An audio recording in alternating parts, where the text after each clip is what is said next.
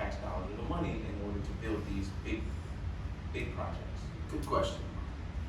So first, I want to clarify the statement you're making. Bonds are actually private people's money too. So the government facilitates a bond rating. So, hey investors, if you invest in this fund, you will get a return of X amount for X amount of years, right?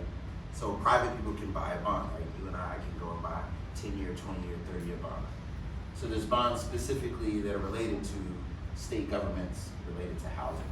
There's bonds for schools, highways, all that good stuff. So there's bonds, so that's probably half of the pie, roughly.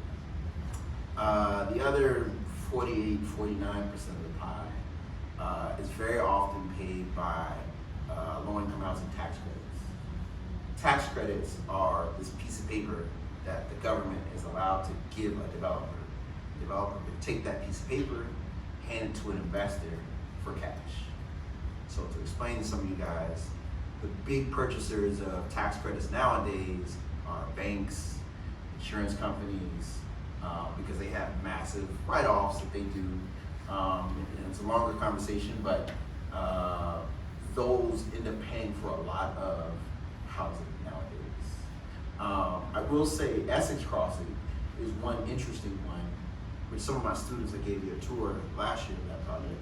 One really creative thing they did was to basically cross-subsidize the affordable housing with a lot of the market rate housing that they're doing on site. So they would need less of public money because they're making X amount of profit on other parts of the property.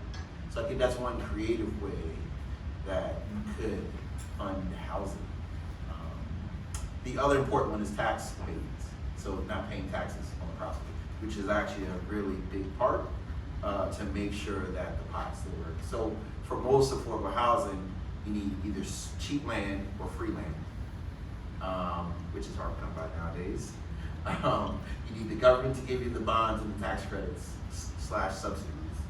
And you need the property taxes to be reduced to almost zero. Now, are public-private